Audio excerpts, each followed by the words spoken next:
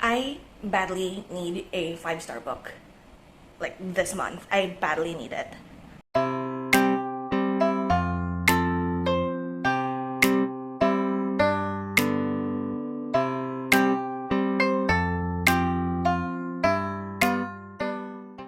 Hello friends, welcome back to the channel. If you're new here, welcome. My name is Trina. Today's video is going to be another weekend reading vlog. Well, it's technically the weekend because I'm filming this on a Thursday.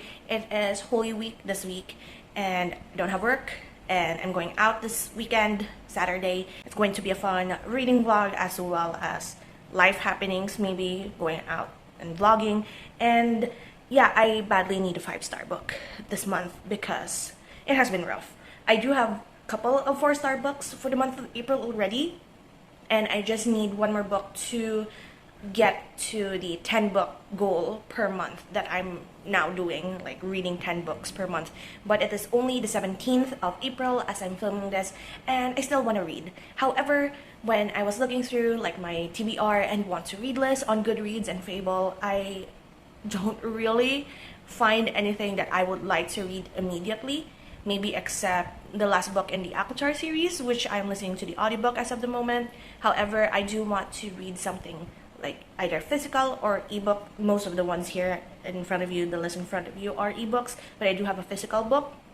So what I decided to do today is to roll for our reads, and the 12 books that I have listed down for my TBR is the ones that I recently saw a booktuber review about, something that I saw recommended to me from my recommendations page, as well as like random books that I've seen just around. Like this is like new to my TBR types of books, and I have 12 listed down here. Could have done more, but let's just do with 12. I'm probably for this video going to read around 3 or 4. The goal is actually 5 if I'm being honest, but we're just going to start with it. I'm going to pick or roll with our D12 here that I actually borrowed from my brother. This is a new dice that he got from a friend of his, and it's super pretty and I wanted to use it, so like first one to use this. And I'm going to roll one of these 12. We're going to talk about them. We're going to talk about the book. I'm going to read it, review, and then roll again. Because when I did this sort of video in the past, I tend to like roll 5 and then review. So we're going to do this one at a time this time. And for the 12, I am really like the ones that I really would like to the ones that I really want to get out from this vlog is probably The Appeal by Janice Hallett, Strange Pictures by Uketsu. This one is like the ones that's interesting to me, and also maybe Little Fires Everywhere by Celeste. I don't know how they pronounce because I heard people pronounce the last name as Ing or something, but for me, I read this as Nang, Celeste Nang, so I don't know how to pronounce the last name. And maybe The Girl from Raw Blood by Catriona Ward, because I have read 2 books from her, and this is like the other one that I saw recently that is by her. And one of the books, The Last House on Needle Street, was my favorite from Catriona Ward. So let us roll for our first book with our, where is it? Here, D12. And we got the 10. So we really got what I wanted actually, which is Little Fires Everywhere by Celeste Nang. I guess this is probably one of the longer books that I have from the 12 that I've listed down. So everyone in Shaker Heights was talking about that summer, how Isabel, the last of the Richardson children, had finally gone around and burned the house down. In Shaker Heights, a placid, progressive suburb of Cleveland, everything is meticulously planned, from the layout of the winding roads, to the colors of the houses, to the successful lives its resident will go on to lead. And no one embodies this spirit more than Elena Richardson, whose guiding principle is playing by the rules. Enter Mia Warren, an enigmatic artist and single mother who arrives in this idyllic bubble with her teenage daughter Pearl and rents a house from the Richardsons. Soon, Mia and Pearl became more than just tenants. All 4 Richardson children are drawn to the mother-daughter pair, but Mia carries with her a mysterious past and a disregard for the rules that threaten to upend this carefully ordered community. When old family friends attempt to adopt a Chinese-American baby, a custody battle erupts that dramatically divides the town and puts Mia and Elena on opposite sides. Suspicious of Mia and her motives, Elena determined to uncover the secrets in Mia's past, but her obsession will come to an unexpected and devastating cost. And yeah, that's the end of the synopsis. It's like interesting to me because I actually saw a clip of, I don't know, is it a series or a movie? That's like the live action adaptation of this book, and just by that clip that I saw, it's quite interesting to have like different like people like coming into your life and as they say here, like maybe ruin the status quo of this society. And I am pretty much interested in what's going to happen in this book. So I'm going to read a couple of chapters maybe, and I'll come back, tell you what I think, first impressions, whatever, and yeah, I'll see you then.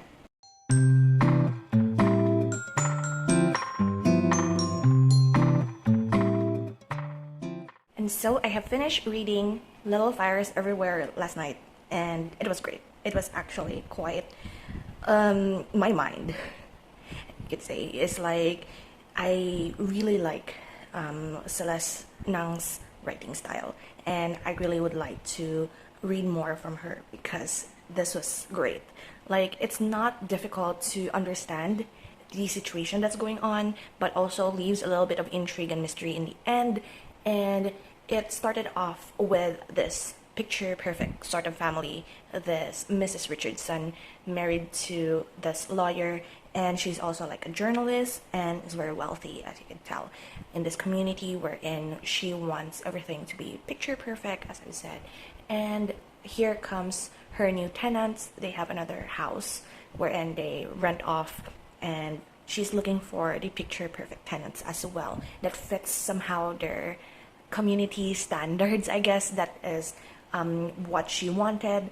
And turns out this tenant, Mia, and her daughter Pearl, she is an artist, and Pearl is a very respectful and very good kid.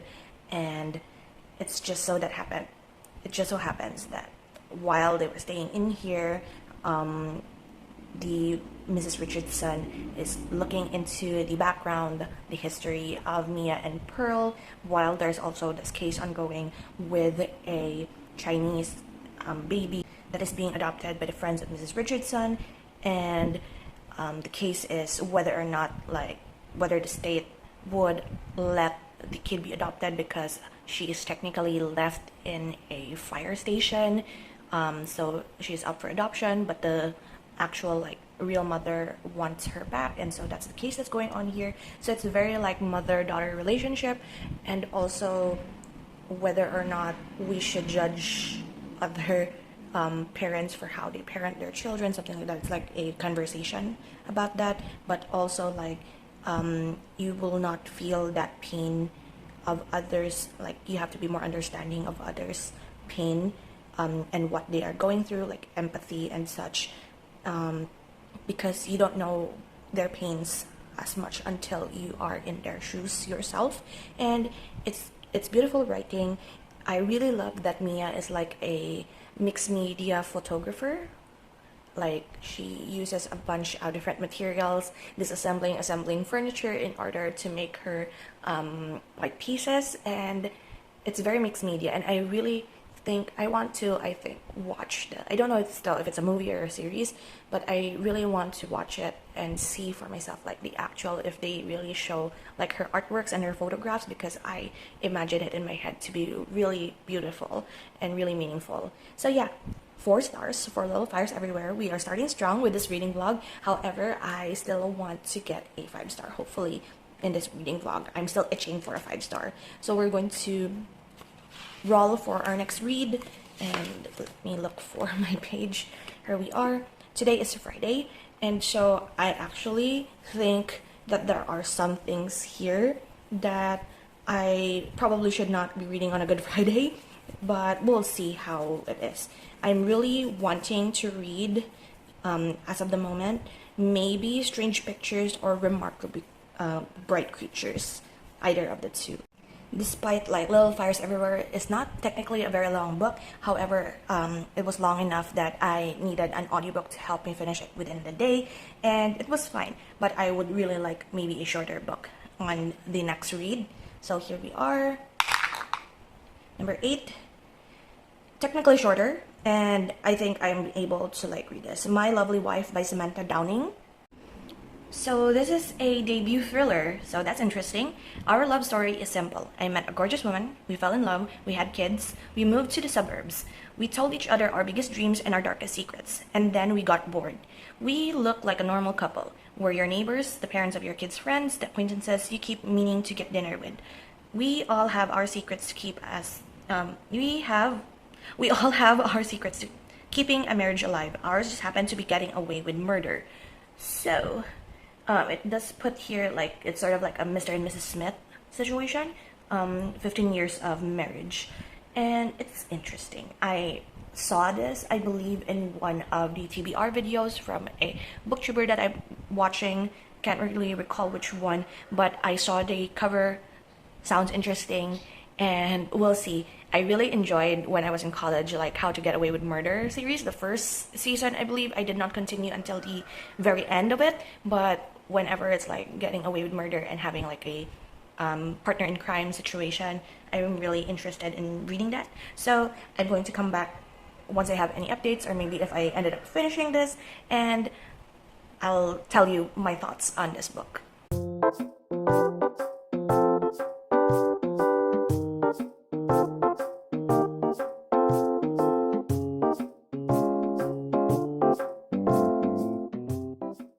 I am not really having a very good time with the current book that I'm reading, My Lovely Wife by Samantha Downing. I am maybe at around 50+%. I actually forgot what part I am. So I am at 65% as of the moment. I'm still going to push through it. Haven't finished with the book, obviously, but I'm struggling. I'm struggling so hard. I keep getting distracted. I keep wanting to listen to a podcast or maybe watch mosh videos rather than read this book. But it's kind of like a crazy story, wherein the main characters, Millicent and what's the name of the husband? I actually forgot. These two, this couple, kind of like has their marriage be not so exciting anymore for them. However, when they started to, like, the first, I guess, murder was like the first murder was kind of like a act of self-defense until such time that they somehow got addicted to it. That's when their marriage is quite like exciting for them. And then sooner or later, all of the stuff that they have done causes like a ripple effect and reaction to the community that's around them and also their family. And I'm very much frustrated with our male main character, the husband, and it's just rough. It's just rough to read because I'm very much annoyed with the way he reacted to some of these things, and I'm struggling basically. So what I'm going to do now is like maybe take a pause. Like, I'm going to finish it. I'm not sure if I'm going to finish it today or tomorrow. I'm hopefully going to get this video done by tomorrow because it's Monday, and I wanted this to just be like a weekend video, and it's taking me 2 days to like get into the groove of reading this book. So I wanted to include like maybe 3 or 4 books in this video. However, just because of this one, I am going to do 3 because it's already Sunday, and I wanted something to read other than this one just so that I will not go into a reading slump, basically. So we're going to roll our dice again for the last book. Hopefully it's going to be one of the shorter ones. If I'm going to get The Nightingale by Kristen Hanna, I know that it's a good book. However, it's still also quite long, so I'm not sure if I'm going to be able to finish it within today. Like, am I able to finish 2 books today? That's a big question, but it's not that busy today. It's Easter Sunday, so we have time. And that's a 10. We already got 10, so no 8s or 10s rolled. That's a 4. Strange Pictures by Katsu. Okay. I'm pretty excited for this one, actually. It's quite short. I believe it has like pictures and sketches in the book, so it's going to be quite easy. I did review, like, my notebook is here to the side, and one of my goals is to actually read 10 translated books this year, and I'm only 1 book away from the 10 to finish my goal before even half of the year. So this is going to be quite exciting. An eerie, fresh take on mystery horror in which a series of seemingly innocent pictures draws you into a disturbing web of unsolved mysteries and shattered psyches.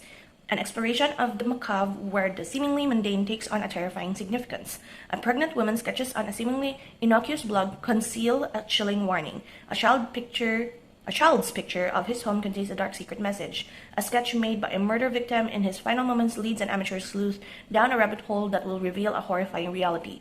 Structured around these 9 childlike drawings, each holding a disturbing clue, Uketsu invites readers to piece together the mystery behind each and every overarching backstory that connects them all. Strange Pictures is an international best-selling debut of the mystery horror YouTube sensation Uketsu, an enigmatic masked figure who has become one of Japan's most talked-about contemporary authors. This is great. I'm already excited for this. This is actually great. So yeah, I'm going to... I believe I might be able to finish Strange Pictures before I even finish My Lovely Wife. So we'll see. I'll give updates throughout the day if I am able to. And yeah, I'm just very excited now.